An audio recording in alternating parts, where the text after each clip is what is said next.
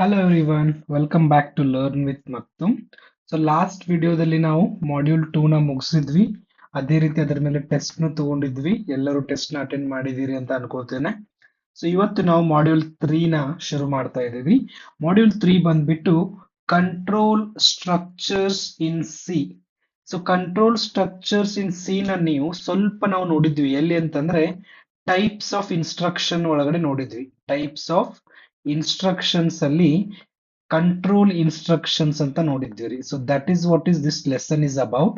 So control instructions ಬಗ್ಗೆ ನಾವು ಈ ಒಂದು ಲೆಸನ್ ಅಲ್ಲಿ ಡೀಟೇಲ್ ಆಗಿ ಕಲಿತೀವಿ.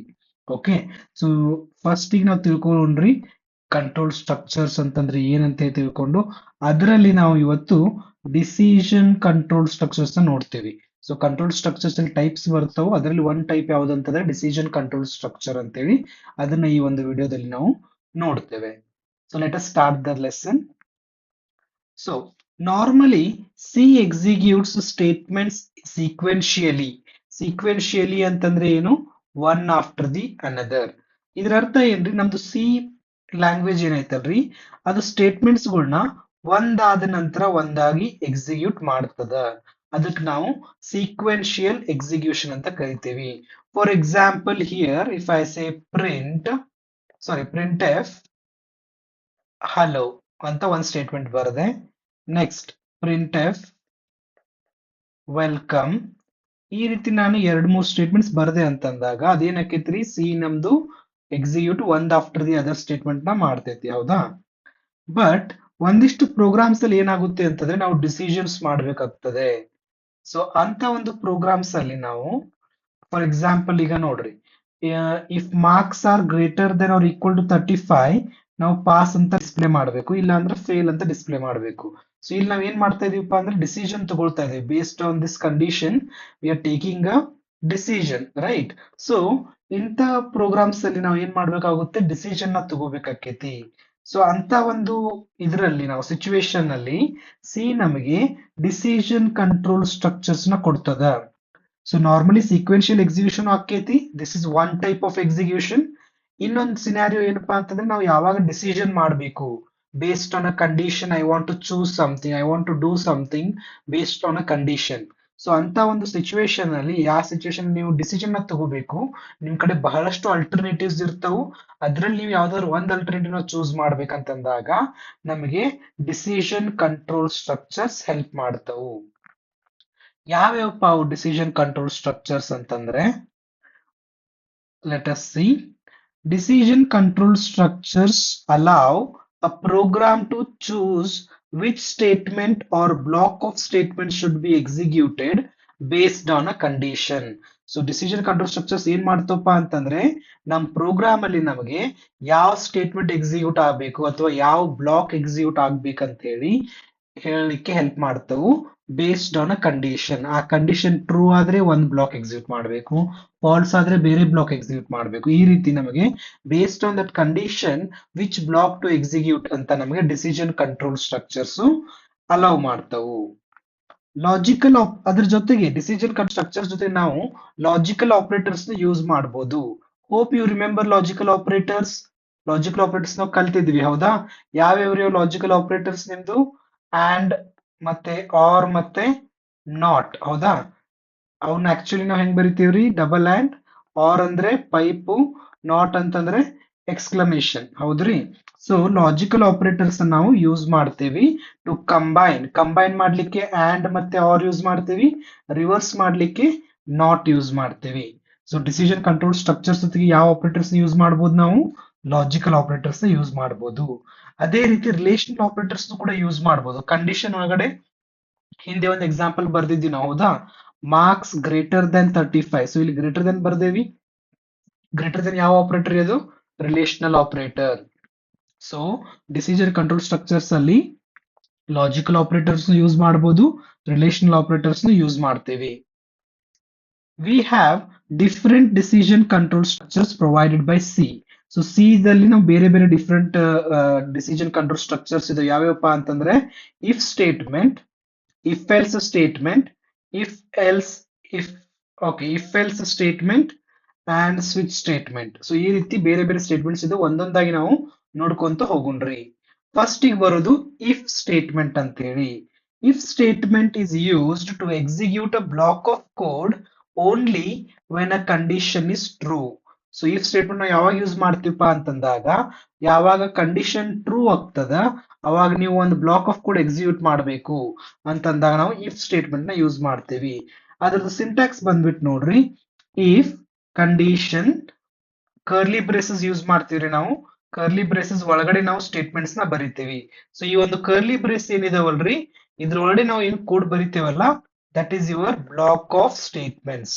ಓಕೆ, ಸೊ ನಮ್ದ್ರ ಸಿ ಪ್ರೋಗ್ರಾಮ್ ಅಲ್ಲಿ ನಾವೇನ್ ಇದು ಕರ್ಲಿ ಬ್ರಾಕೆಟ್ ಬರಿತೀವಲ್ರಿ, ಅದು ನಮಗೆ ಒಂದು ಬ್ಲಾಕ್ ತರ ವರ್ಕ್ ಆಕೇತಿ. ತಿಳಿತು? So let us see example. So example ನೋಡ್ರಿ, ಇಲ್ಲಿ ನಾ ಏನ್ ಮಾಡ್ತಾ ಇದ್ದೀನಿ, ಮಾರ್ಕ್ಸ್ ನ ಇಂಟೀಜರ್ ಟೈಪ್ ಇನಿಷಿಯಲೈಸ್ ಎಷ್ಟು ಮಾಡ್ತಾ ಇದ್ದೀನಿ, 60 ಮಾಡ್ತಾ ಇದ್ದೀನಿ. If marks is greater than or equal to 35, ಏನ್ ಮಾಡ್ತಾ ಇದ್ದೀನಿ ನಾನು, I am printing it as pass. ಹೌದ್ರಿ? ಸೊ ಅದನ್ನ ಕ್ಲೋಸ್ ಮಾಡಿದ್ವಿ. ಸೊ ಈ ಕಂಡೀಷನ್ ನೋಡ್ರಿ, ಇಲ್ಲಿ ಏನಾಕೈತ್ರಿ, ಮಾರ್ಕ್ಸ್ ವ್ಯಾಲ್ಯೂ ಎಷ್ಟೈತಿ, 60 ಐತಿ. ಹೌದಾ? So if marks value 60 is it greater than or equal to 35? True no false ರೀ ಇದು? ಇದು ಟ್ರೂ. ಸೊ ಟ್ರೂ ಆದಾಗ ನಿಮ್ದು ಇಫ್ ಬ್ಲಾಕ್ ಎಕ್ಸಿಕ್ಯೂಟ್ ಮಾಡ್ತೈತಿ. ಇದು ನಿಮ್ದು ಇಫ್ ಬ್ಲಾಕ್ ರೀ. ಸೊ ಇಫ್ ಸ್ಟೇಟ್ಮೆಂಟ್ಸ್ ನಾವ್ ಏನ್ ಮಾಡ ಅಂತೀವಿ, ಯಾವಾಗ ಎಕ್ಸಿಕ್ಯೂಟ್ ಆಕೈತಿಪ್ಪ ಅಂತಂದಾಗ, ಯಾವಾಗ ಇದು ಕಂಡೀಷನ್ ಟ್ರೂ ಆಕೈತಿ ಅವಾಗ ಇದು ಎಕ್ಸಿಕ್ಯೂಟ್ ಆಕೈತಿ. ಹೌದ್ರಿ? ಈಗ ನಮಗೆ ಟ್ರೂ ಆದ್ರ ಒಂದ್ ಬ್ಲಾಕ್ ಎಕ್ಸಿಕ್ಯೂಟ್ ಮಾಡ ಅಂತೇವೆ ನಾವು, ಬಟ್ ಫಾಲ್ಸ್ ಆದ್ರೆ, ಇದೇ ಎಕ್ಸಾಂಪಲ್ ನ ತಗೊಂಡಂತಂದ್ರೆ, ಈಗ ಫಾರ್ ಎಕ್ಸಾಂಪಲ್ ಮಾರ್ಕ್ಸ್ ನಾನು 30 ಹಾಕಿದ್ನಪ್ಪ ಅಂತಂದ್ರೆ, ಇದು ಕಂಡೀಷನ್ ಫಾಲ್ಸ್ ಆಕೈತಿ. ಹೌದಾ? 30 is greater than equal to 35 ಏನ್ ಆಕೈತ್ರಿ, ಇದು ಫಾಲ್ಸ್ ಆಕೈತಿ. ಫಾಲ್ಸ್ ಅಂದ್ರೆ ಏನ್ರ ಎಕ್ಸಿಕ್ಯೂಟ್ ಆಕೈತೇನ್ರಿ? ಇಲ್ಲ. ಸೊ ಅದಕ್ಕೆ ನಾವ್ ಏನ್ ಮಾಡ್ತೀವಿ, ಫಾಲ್ಸ್ ಆದಾಗ ಏನ್ ಮಾಡ್ಬೇಕಂತ ಹೇಳಿ ಎಲ್ಸ್ ಸ್ಟೇಟ್ಮೆಂಟ್ ಯೂಸ್ ಮಾಡ್ತೀವಿ. So let us see that. So if else statement, what if we want to execute one block when the condition is true and another block when it is false? So one block true ಇದ್ದಾಗ ಅಂತ ನಾವು already if ಐತ್ ನಮ್ಮ ಹತ್ರ. So ಈಗ falls ಆದ್ರೆ ಏನ್ ಮಾಡೋದು ನಾವು, ಅವಾಗ ನೀವು ಎಲ್ಸ್ ಬ್ಲಾಕ್ ನ ಯೂಸ್ ಮಾಡ್ಕೋಬಹುದು. ಓಕೆ, ಸಿಂಟ್ಯಾಕ್ಸ್ ನೋಡ್ರಿ ಇಫ್ ಎಲ್ಸ್ ಅದು. So if else, so if true ಆದ್ರೆ ಈ ಬ್ಲಾಕ್ ಎಕ್ಸಿಕ್ಯೂಟ್ ಆಕೈತಿ, ಫಾಲ್ಸ್ ಆದ್ರೆ ಈ ಬ್ಲಾಕ್ ಎಕ್ಸಿಕ್ಯೂಟ್ ಆಕೈತ್ರಿ. Okay, hope it is clear. So let us write an example on that. ಇಲ್ಲಿ ಬರ್ದಿದ್ದೇವೆ ನೋಡ್ರಿ, ಇಲ್ಲಿ ಔಟ್ಪುಟ್ ಏನ್ ಬರ್ದೈತೆ ಹೇಳ್ರಿ. ಮಾರ್ಕ್ಸ್ ನಾವ್ ಇನಿಷಿಯಲೈಸ್ ಮಾಡೇವ್ರಿ, 30 ಗೆ ಇನಿಷಿಯಲೈಸ್ ಮಾಡೇವಿ. 30 is it greater than or equal to 35? True or false? False. So false ಆದ್ರೆ ಯಾವ ಬ್ಲಾಕ್ ಎಕ್ಸಿಕ್ಯೂಟ್ ಆಕೈತ್ರಿ, ಫಾಲ್ಸ್ ಆದ್ರೆ ಎಲ್ಸ್ ಬ್ಲಾಕ್ ಎಕ್ಸಿಕ್ಯೂಟ್ ಆಕೈತಿ. ಹೌದಾ? ಎಲ್ಸ್ ಬ್ಲಾಕ್ ಒಳಗಡೆ ಏನೈತ್ರಿ, ಫೇಲ್ ಅಂತ ಐತಿ. ಸೊ ಫೇಲ್ ಪ್ರಿಂಟ್ ಆಕೈತಿ. Hope that is clear. So ನಾವು ಇಫ್ ಕಂಡೀಷನ್ ಟ್ರೂ ಆದ್ರೆ ಇಫ್ ಬ್ಲಾಕ್ ಎಕ್ಸಿಕ್ಯೂಟ್ ಆಕೈತಿ, ಕಂಡೀಷನ್ ಫಾಲ್ಸ್ ಆದ್ರೆ ನಿಮ್ದು ಎಲ್ಸ್ ಬ್ಲಾಕ್ ಎಕ್ಸಿಕ್ಯೂಟ್ ಆಕೈತಿ. Hope that make sense. ಈಗ ಇಲ್ಲಿ ನೋಡ್ರಿ, ಇಲ್ಲಿ ಬರೀ ಒಂದ ಕಂಡೀಷನ್ ಬರದ್ವಿ ನಾವು. ಹೌದಾ? ಈ ರೀತಿ ನಮ್ಗೆ ಮಲ್ಟಿಪಲ್ ಕಂಡೀಷನ್ಸ್ ಬರೆಯೋದಿತ್ತಪ್ಪ. ಫಾರ್ ಎಕ್ಸಾಂಪಲ್ ಏನ್ರಿ, ಇಫ್ ಈಗ ನಾನು ಒಂದು ನಂಬರ್ ತಗೋತೇನೆ, ಈಗ ಅದು ನಂಬರ್ ಏನಾದ್ರೂ 1 ಆಗಿದ್ರೆ ನನಗೆ ಪ್ರಿಂಟ್ ಸಂಡೇ ಅಂತ ಮಾಡ್ಬೇಕು, ಪ್ರಿಂಟ್ ಎಫ್ ಸಂಡೇ. ಅದೇ ರೀತಿ ನನ್ ಕಂಡೀಷನ್ 2 ಆದ್ರೆ ಮಂಡೇ, 3 ಆದ್ರೆ, ಈ ರೀತಿ ನಾನು ಕಂಡೀಷನ್ಸ್ ಹಾಕ್ಬೇಕಪ್ಪ ಅಂತಂದಾಗ ನಮಗೆ ಒಂದು ಸ್ಟೇಟ್ಮೆಂಟ್ ಬರುತ್ತೆ, ದಟ್ ಈಸ್ ಇಫ್ ಎಲಿಫ್ ಲ್ಯಾಡರ್ ಅಂತೇಳಿ. ಇಫ್ ಎಲಿಫ್ ಲ್ಯಾಡರ್ ಮುಂದೆ ಇದೆ. ಅದಕ್ಕಿಂತ ಮುಂಚೆ ನೆಸ್ಟೆಡ್ ಇಫ್ ಬಗ್ಗೆ ಸ್ವಲ್ಪ ನೋಡ್ರಿ. ನೆಸ್ಟೆಡ್ ಇಫ್ ಅಂದ್ರೆ ಏನ್ರಿ, ಒಂದ್ ಇಫ್ ಇದೆ, ಅದ್ರ ಒಳಗಡೆ ಮತ್ತೆ ಇನ್ನೊಂದು ಇಫ್ ಬರೆಯೋದು. So this is what we call it as a nested if ಅಂತ ಕರಿತೇವೆ. ಒಂದ್ ಇಫ್ ಒಳಗಡೆ ಇನ್ನೊಂದು ಇಫ್ ಇದ್ರೆ ಅದಕ್ಕೆ ನೆಸ್ಟೆಡ್ ಇಫ್ ಅಂತ ಕರಿತೇವೆ. ನೋಡ್ರಿ ಡೆಫಿನಿಷನ್ ನೋಡ್ರಿ. An if statement placed inside another if statement is called a nested if. ಒಂದು if ನ ಇನ್ನೊಂದು if ಒಳಗಡೆ ಬರೆದ್ರೆ ಅದಕ್ಕೆ ನೆಸ್ಟೆಡ್ ಇಫ್ ಅಂತ ಕರಿತೇವೆ.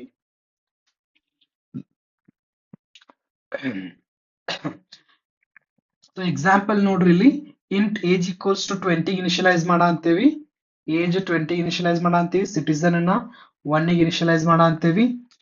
Age is greater than or equal to 18. Age 18ಗಿಂತ ಹೆಚ್ಚಿಗೆ ಇದ್ರೆ ಅದ್ರ ಜೊತೆಗೆ ಸಿಟಿಸನ್ ಈಕ್ವಲ್ಸ್ ಟು 1 ಇತ್ತಪ್ಪ ಅಂತಂದ್ರೆ ಎಲಿಜಿಬಲ್ ಅಂತ ಪ್ರಿಂಟ್ ಮಾಡಬೇಕು. ಇಲ್ಲಪ್ಪ ಅಂದ್ರೆ ಅವ್ರು not eligible. Okay, so if citizen is equals to 1 ಮತ್ತೆ ಏಜ್ ಗ್ರೇಟರ್ ದನ್ 18 ಇರ್ಬೇಕ್ರಿ. ಸೊ ಈ ಕಂಡೀಷನ್ ಟ್ರೂ ಆದ್ರೆ ಇದ್ರ ಒಳಗಡೆ ಹೋಗ್ತೈತಿ, ಇಲ್ಲ ಅಂದ್ರೆ ಒಳಗಡೆ ಹೋಗೋದಿಲ್ಲ. ಸೊ ಅವ 18 ಕಿಂತ ದೊಡ್ಡವ ಅದಾನ ಮತ್ತೆ ಸಿಟಿಸನ್ ಒಂದ್ ವರ್ಷಕ್ಕಿಂತ ಹೆಚ್ಚಿಗೆ ಐತಪ್ಪ ಅಂದ್ರೆ ಅಷ್ಟೇ ಅವನು ಎಲಿಜಿಬಲ್ ಇದಾನೆ ಅಂತ ಪ್ರಿಂಟ್ ಆಕೈತಿ ಸ್ಟೇಟ್ಮೆಂಟ್. ಹೌದಾ? So that is your nested if. Clear with this? ಒಂದು ಸ್ಟೇಟ್ಮೆಂಟ್ ಒಳಗಡೆ ಒಂದು ಇಫ್ ಒಳಗಡೆ ಇನ್ನೊಂದು ಇಫ್ ಬರೆಯೋದಕ್ಕೆ ನಾವು ನೆಸ್ಟೆಡ್ ಇಫ್ ಅಂತ ಕರಿತೀವಿ. Next else if ladder. So else if ladder ಅದೇ ನಾ ಹೇಳಿದೆ ನಿಮಗೆ ಮುಂಚೆ, ದಟ್ ಈಸ್ ಮಲ್ಟಿಪಲ್ ಕಂಡೀಷನ್ಸ್ ಬರಿಬೇಕಂದಾಗ ನಾವು ಎಲ್ಸ್ ಇಫ್ ಲ್ಯಾಡರ್ ನ ಯೂಸ್ ಮಾಡ್ತೀವಿ. ಅದರ ಸಿಂಟ್ಯಾಕ್ಸ್ ಬಂದ್ಬಿಟ್ಟು ನೋಡಿ ಇಲ್ಲಿ. So this is the syntax. ನಮಗೆ ಎಷ್ಟು ಬೇಕಷ್ಟು ನಾವು ಎಲ್ಸ್ ಇಫ್ ನ ಬರ್ಕೋಬಹುದ್ರಿ. ಎಲ್ಸ್ ಇಫ್ ಕಂಡೀಷನ್ಸ್ ಇಲ್ಲಿ ನಾ ಮೂರ ಬರ್ದೇನಿ, ನಿಮ್ಗೆ ಎಷ್ಟು ಬೇಕಷ್ಟು ನಾವು ಕಂಡೀಷನ್ಸ್ ನ ಬರ್ಕೋಬಹುದು with help of else if. ಲಾಸ್ಟಿಗೆ ಇದು ಯಾವ್ದು ಕಂಡೀಷನ್ ಕರೆಕ್ಟ್, ಯಾವ್ದು ಕಂಡೀಷನ್ ಟ್ರೂ ಆಗಿಲ್ಪ ಅಂದ್ರೆ ನಿಮ್ದು ಎಲ್ಸ್ ಬ್ಲಾಕ್ ಎಕ್ಸಿಕ್ಯೂಟ್ ಆಕೇತಿ. Hope that is clear. So let us see the example here. ನೋಡ್ರಿ, ಮಾರ್ಕ್ಸ್ ನ ಎದಕ್ಕೆ ಇನಿಷಿಯಲೈಸ್ ಮಾಡಿದ್ದೇವೆ ನಾವು? 75 ಗೆ ಇನಿಷಿಯಲೈಸ್ ಮಾಡಿದ್ದೇವೆ. ಇಲ್ಲ ಇನ್ಪುಟ್ ತಗೊಳ್ಳೋ ಅಂತಿಲ್ಲ, ಇನ್ಪುಟ್ ತಗೋಬಹುದು ನೀವು ಬೇಕಂತಂದ್ರೆ. Like we can say print statement, print F ಏನಂತ ಬರಿಬೋದ್ರಿ? ಎಂಟರ್ ಮಾರ್ಕ್ಸ್ ಅಂತ ಬರಿಬಹುದು. Then scan F percentage D and marks. Okay, ಇವ್ ಎರಡು ಸ್ಟೇಟ್ಮೆಂಟ್ಸ್ ಬರೆದ್ರಿ ಅಂದ್ರೆ ಏನಕ್ಕೈತ್ರಿ, ಯೂಸರ್ಗೆ ಒಂದು ಮೆಸೇಜ್ ಹೋಗೈತಿ ಎಂಟರ್ ಮಾರ್ಕ್ಸ್ ಅಂತ ಹೇಳಿ. ಅವ ಎಂಟರ್ ಮಾಡ್ತಾನ, ಅವ ಎಂಟರ್ ಮಾಡಿದ್ರು ಸ್ಟೋರ್ ಆಕೈತಿ, ಮಾರ್ಕ್ಸ್ ಸ್ಟೋರ್ ಆಕೈತಿ. ಇಲ್ಲಿ ನಾ ಏನ್ ಮಾಡ ಅಂತೇನಿ ತೋರ್ಸೋದ್ರೊಳಗಡೆ ಇನಿಷಿಯಲೈಸ್ ಮಾಡಿದ್ದೇನೆ ನಾ ಆಲ್ರೆಡಿ, ಸ್ಥಾನ ವ್ಯಾಲ್ಯೂ ಕೊಡ ಅಂತೇನಿ. ನೀವು ಬೇಕಂತಂದ್ರೆ ಇದನ್ನು ಬರಿಬಹುದು. ಲೈಕ್ ಇನ್ಪುಟ್ ತಗೋಬೇಕಪ್ಪ ಅಂತಂದ್ರೆ ಪ್ರಿಂಟ್ ಎಫ್ ಮತ್ತೆ ಸ್ಕ್ಯಾನ್ ಎಫ್ ನ ಯೂಸ್ ಮಾಡಬಹುದು. ಈಗ ನಾನು ಇಲ್ಲಿ ಮಲ್ಟಿಪಲ್ ಕಂಡೀಷನ್ಸ್ ಬರಿತಾ ಇದ್ದೀನಿ. ಇಫ್ ಎಲ್ಸ್ ಇಫ್ ಲ್ಯಾಡರ್ ನೋಡ್ತಾ ಇದೀವಿ ನಾವೀಗ. So if marks is greater than or equal to 85 ಇದ್ರೆ ಪ್ರಿಂಟ್ ಎಫ್ ಒಳಗಡೆ ಎ ಅಂದ್ರೆ ಅವ್ನ ಗ್ರೇಡ್ ಎ ಐತಿ. ಇಲ್ಲಪ್ಪ 70 ಗಿಂತ ಹೆಚ್ಚಿಗೆ ಐತಪ್ಪ ಅಂತಂದ್ರೆ ಅವ್ನ ಗ್ರೇಡ್ ಬಿ. 50 ಗಿಂತ ಹೆಚ್ಚಿಗೆ ಐತಪ್ಪ ಅಂತಂದ್ರೆ ಅವ್ನ ಗ್ರೇಡ್ ಸಿ. ಇಲ್ಲಪ್ಪ ಅದಕ್ಕಿಂತ ಕಡಿಮೆ ಐತಂದ್ರೆ ಅವ್ನ ಗ್ರೇಡ್ ಡಿ. ಸೊ ಇದು ಒಂದು ನಿಮ್ದು ನೋಡ್ಬೋದು, ನೀವು ಇಲ್ಲಿ ಎಲ್ಸ್ ಇಫ್ ಕಂಡೀಷನ್ಸ್ ನ ಬರ್ದಿದ್ದೇವಿ. ಸೊ ಬಹಳಷ್ಟು ಕಂಡೀಷನ್ಸ್ ಇದ್ದಾಗ ನೀವು ಎಲ್ಸ್ ಇಫ್ ನ ಯೂಸ್ ಮಾಡಬಹುದು, ಎಲ್ಸ್ ಇಫ್ ಲ್ಯಾಡರ್ ನ ಯೂಸ್ ಮಾಡಬಹುದು. Clear with that? Last else ಬರೀತೀವಿ, ಯಾವ್ದು ಒಂದು ಕಂಡೀಷನ್ ಸ್ಯಾಟಿಸ್ಫೈ ಆಗಿಲ್ಪ ಅಂತಂದಾಗ ಎಲ್ಸ್ ಬ್ಲಾಕ್ ಎಕ್ಸಿಕ್ಯೂಟ್ ಆಕೇತಿ. Okay, hope that make sense. Okay, next is if else ನಾವು ನೋಡಿದ್ವಿ. ಹೌದಾ? ಇಫ್ ಎಲ್ಸ್ ಅಷ್ಟೇ, ಅಂದ್ರೆ ಇಫ್ ಟ್ರೂ ಆದ್ರೆ ಒಂದ್ ಬ್ಲಾಕ್, ಫಾಲ್ಸ್ ಆದ್ರೆ ಎಲ್ಸ್ ಬ್ಲಾಕ್. ಹೌದಾ? ಸೊ ಅದ್ರದ್ದು ಅಲ್ಟರ್ನೇಟಿವ್ ನಾವು ಆಲ್ರೆಡಿ ಇದ್ರ ಕಲ್ತಿದ್ದೇವಿ. ಕಂಡೀಷನಲ್ ಆಪರೇಟರ್ ಅಥವಾ ಟರ್ನರಿ ಆಪರೇಟರ್ ಅಂತೇಳಿ ಆಪರೇಟರ್ಸ್ ನೋಡಿದ್ವಿ. ಇಲ್ಲಿ ಹಂಗೆ ಸ್ವಲ್ಪ ಲಿಂಕ್ ಮಾಡ್ಲಿಕ್ಕೆ ಇಫ್ ಎಲ್ಸ್ ಗೆ ಲಿಂಕ್ ಮಾಡಿ ಇದ್ರೊಳಗಡೆ ಒಂದ್ಸಲ ನೋಡ್ಬಿಡಿ quickly. The conditional operator is a short hand way of writing simple if else. ನಾವೇನಲ್ಲಿ ಇಫ್ ಎಲ್ಸ್ ನೋಡಿದ್ವಿ ಅಲ್ರಿ, ಅದ್ರದ್ದು ಶಾರ್ಟ್ ಹ್ಯಾಂಡ್ ಏನಪ್ಪಾ ಅಂತಂದ್ರೆ ಕಂಡೀಷನಲ್ ಆಪರೇಟರ್. ಇದನ್ನ 1 ಮಾರ್ಕ್ MCQ ದಲ್ಲಿ ಕೇಳಬಹುದು. Among the following which is the short hand for simple if else ಅಂತಂದಾಗ ಅದ್ರ ಆನ್ಸರ್ ಏನ್ರಿ? Conditional operator. Okay, so syntax ನಿಮ್ಗೆ ಆಲ್ರೆಡಿ ಗೊತ್ತೈತೆ ಅಂತ ಅನ್ಕೊಳ್ತೀನಿ. ಕಂಡೀಷನ್ ಬರಿತೀವಿ, ಕ್ವಶನ್ ಮಾರ್ಕ್ ಅಂದ್ರೆ ಟ್ರೂ ರೀ. ಈ ಕಂಡೀಷನ್ ಟ್ರೂ ಆದ್ರೆ ಎಕ್ಸ್ಪ್ರೆಷನ್ 1, ಕೋಲನ್ ಅಂದ್ರೆ ಫಾಲ್ಸ್. ಸೊ ಕಂಡೀಷನ್ ಫಾಲ್ಸ್ ಆದ್ರೆ ಎಕ್ಸ್ಪ್ರೆಷನ್ 2 ಇವ್ಯಾಲ್ಯೂಯೇಟ್ ಆಕೈತ್ರಿ. That is what is return. If condition is true expression 1, if condition is false expression 2. Example ಒಂದು ನೋಡ್ಬಿಡ್ರಿ. a equals to 10, b equals to 20 ಐತಿ. So Max equal ಏನ್ ಮಾಡತ್ತೇನೆ ನಾನು ಇಲ್ಲಿ? Condition ಏನೈತ್ರಿ? a greater than b. a is 10, b is 20. 10 greater than 20, is it true? No, false. So b value ಏನ್ರಿ? 20. So 20 ಅದಕ್ಕೆ assign ಆಕೈತಿ? Max ಗೆ assign ಆಕೈತಿ. Hope that is clear. ಇದನ್ನ ಆಲ್ರೆಡಿ ನಾವು ನೋಡಿದ್ವಿ ಆಪರೇಟರ್ಸ್ ಅಲ್ಲಿ. Just to link with if else I have written here. Okay, now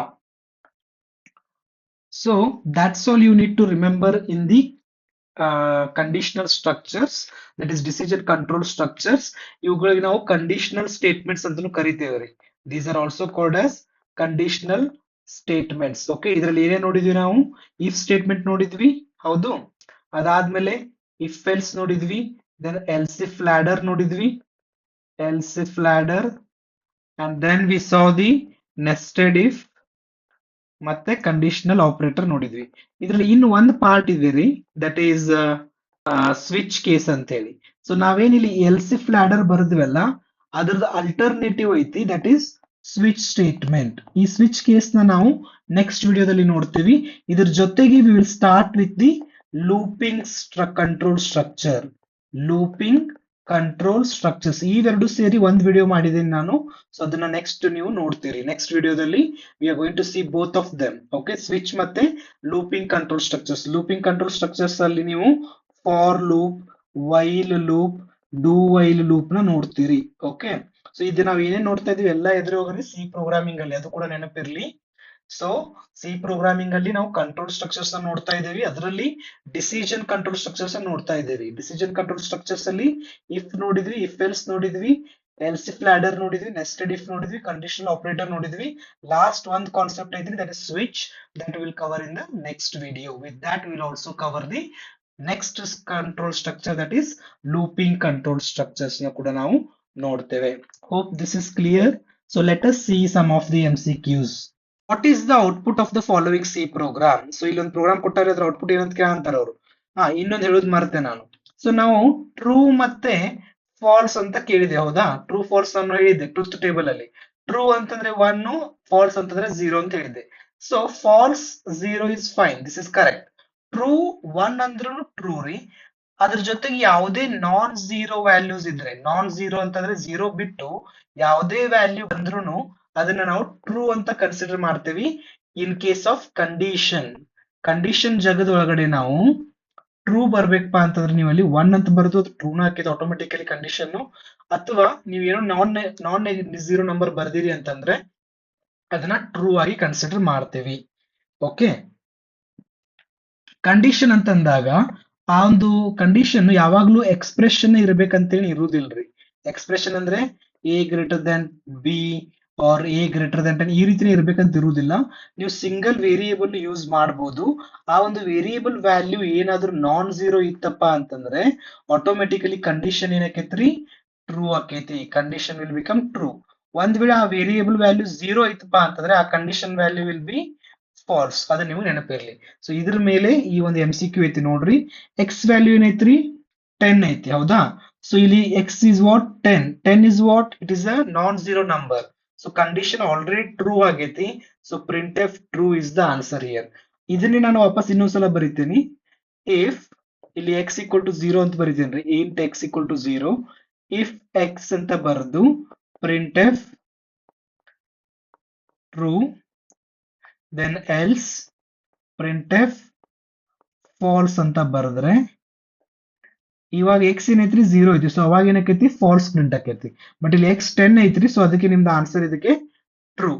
okay, which operator is use to check whether two values are equal in C? Equal ಅದಾವ ಇಲ್ಲ ಅಂತ ಯಾವ್ದು ತಗೋತೀವ್ರಿ ನಾವು? This is right. ಇದು ಯಾವ್ದು? ಇದು ನಿಮ್ದು ಅಸೈನ್ಮೆಂಟ್ ಆಪರೇಟರ್ ಇದು, ಹೌದಾ? ಅಸೈನ್ಮೆಂಟ್ ಆಪರೇಟರ್ ಅದನ್ನ ಯೂಸ್ ಮಾಡೋದಿಲ್ಲ, ನಾವು ಅಸೈನ್ ಮಾಡ್ಲಿಕ್ಕೆ ಯೂಸ್ ಮಾಡ್ತೇವೆ, ಹೌದಾ? This is your not equal to. This is your equal to. ಇದು ನಿಮ್ದು greater than or equal to, ಹೌದಾ? Greater than or equal to, fine. Next, what is the output? ನೋಡ್ರಿ, ಎ ಈಕ್ವಲ್ ಟು 5 ಐತಿ, B equal to 10 ಐತ್ರಿ. Condition ಸ್ವಲ್ಪ ಚಂದ ಬರ್ಕೋರಿ. A greater than 0 and B greater than 0. A 5 ಐತ್ರಿ. So 5 is it greater than 0? This is true. B ಏನೈತ್ರಿ, 10 ಐತಿ. 10 greater than 0 is also true. So and ಅಂತಂದ್ರೆ ಏನ್ರಿ, ಎರಡು ಟ್ರೂ ಐತಪ್ಪ ಅಂದ್ರೆ ಔಟ್ಪುಟ್ ಏನಕ್ಕೈತಿ, ಟ್ರೂ ಆಕೈತಿ, ಹೌದಾ? ಸೊ ಇದು ಟ್ರೂ ಆಗೈತಪ್ಪ ಅಂದ್ರೆ ಕಂಡೀಷನ್ ಟ್ರೂ ಆಗೈತಿ. So print F S execute ಆಕೈತಿ, ಹೌದಾ? ಎಲ್ಸಿ ಹೋಗೈತಿ ಅನ್ನೋದು ಇಲ್ಲ. ಎಲ್ಸಿಗೆ ಯಾಕೆ ಹೋಗುದಿಲ್ಲ? ಕಂಡೀಷನ್ ಟ್ರೂ ಆಗೈತಿ. So S will be printed. Okay, which of the following is the correct representation of the conditional operator? So conditional operator ಗೆ ಕ್ವಶನ್ ಮಾರ್ಕ್ ಬೇಕು ಮತ್ತೆ ಕೋಲನ್ ಬೇಕ್ರಿ. ಸೊ ಇದಂತ ಹೋಗ್ತೈತಿ, ಇದು ಹೋಗ್ತೈತ್ರಿ.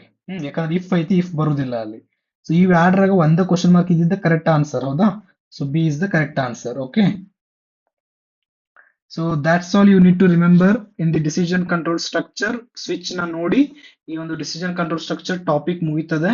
ನೆಕ್ಸ್ಟ್ ಅದ್ರ ಜೊತೆಗೆ ನಾವು ಲೂಪಿಂಗ್ ಕಂಟ್ರೋಲ್ ಸ್ಟ್ರಕ್ಚರ್ಸ್ ಕೂಡ ನೆಕ್ಸ್ಟ್ ವಿಡಿಯೋದಲ್ಲಿ ನೋಡ್ತೇವೆ. ನೀವೇನಾದ್ರೂ ನ್ಯೂಲಿ ನೋಡ್ತಾ ಇದೀರಿಪ್ಪ ನಮ್ಮ ಚಾನೆಲ್ ಅಂತಂದ್ರೆ ಸಬ್ಸ್ಕ್ರೈಬ್ ಮಾಡಿ, ಅದ್ರ ಜೊತೆಗೆ ಬೆಲ್ ಐಕನ್ ಕ್ಲಿಕ್ ಮಾಡ್ರಿ. ಮುಂದಿನ ವಿಡಿಯೋಸ್ ಅಪ್ಲೋಡ್ ಮಾಡಿದ್ದೆಲ್ಲ ನಿಮಗೆ ನೋಟಿಫಿಕೇಶನ್ಸ್ ಬರ್ತಾವು. Okay, till then take care. I am going to see you in the next video. Thank you for watching.